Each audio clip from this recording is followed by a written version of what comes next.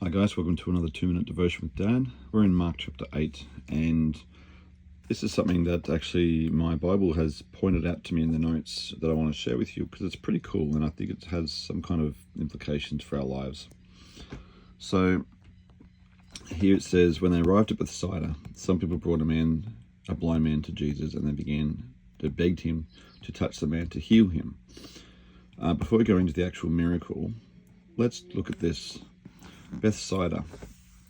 So here it says, earlier Jesus and the disciples set out unsuccessfully for Bethsaida in chapter 6. Here they arrive and Jesus heals a blind man. So before we go into the healing itself, let's have a look. Chapter 6, verse 45. Where is it?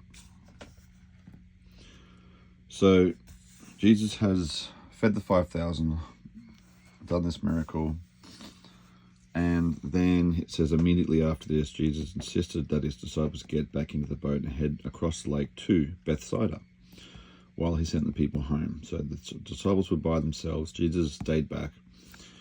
Late that night there was I don't know if it's the same storm as the earlier one mentioned, but they were struggling. Jesus came walking, and then they saw him, thought it was a ghost. Jesus says, don't be afraid. And as soon as he gets in the boat, it says after they had crossed the lake, they landed at Gennesaret. They brought the boat ashore. And then Jesus continues to heal. Then it says one day the Pharisees came, talks about the impurity. Jesus left Galilee and went north to the region of Tyre, and then he's going from Tyre and Sidon back to the Sea of Galilee to the 10 towns, the Decapolis.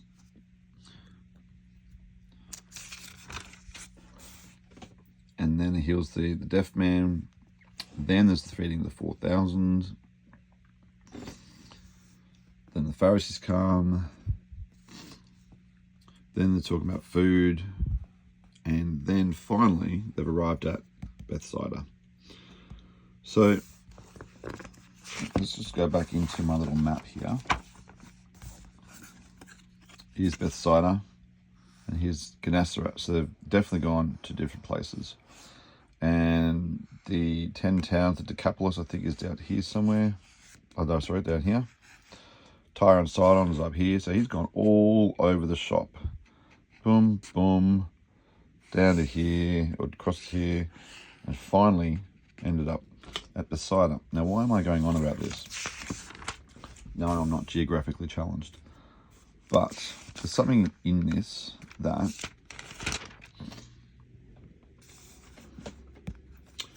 when they arrived there, some people brought a blind man to Jesus, and they begged him to touch the man and heal him. Jesus took the blind man by the hand, led him out of the village. Then, spitting on the man's eyes, he laid his hands on him and asked, "Can you see anything now?"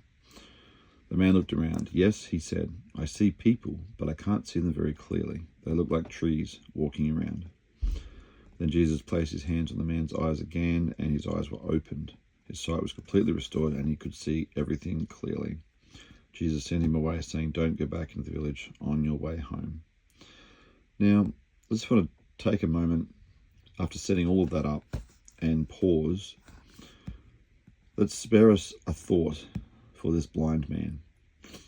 We don't know how long he had been blind, but it looks like his miracle was definitely delayed. And we don't know how long it took to get from chapters 6 to chapter 8.5, the events of those stories. But this guy's been waiting the whole time. And even then, finally when Jesus arrives to his village, he got a dodgy miracle. I use that term loosely, of course. But it looked like the first time when Jesus did something, it didn't work properly. And Jesus had to go again. Now that in itself, I don't understand. I'll have to look into that, because there could be a number of interpretations. I don't know. But, maybe Jesus was simply having a bad day. Human element kicked in. He was tired, didn't work right. Don't know. I don't believe that, but you never know. It could be that Jesus was actually testing the man's faith to go, oh man, all this time and I've got a dodgy miracle.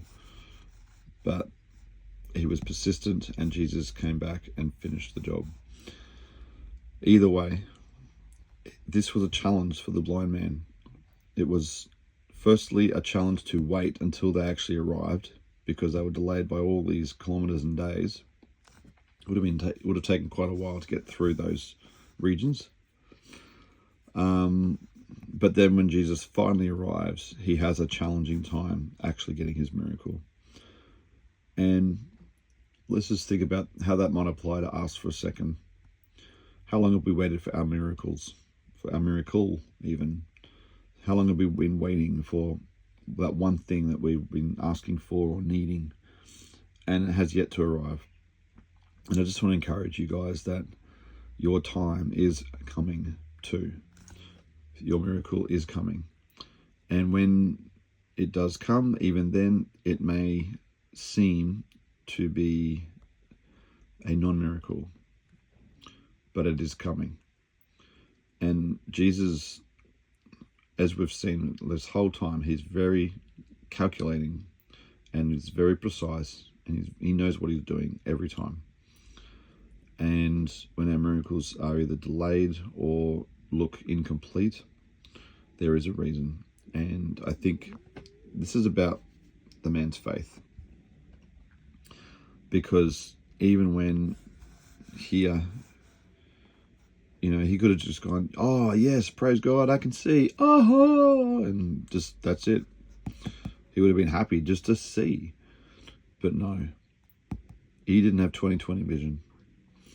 And the trees walking part is, I don't know, it's a mystery, but that was his point of reference at the time.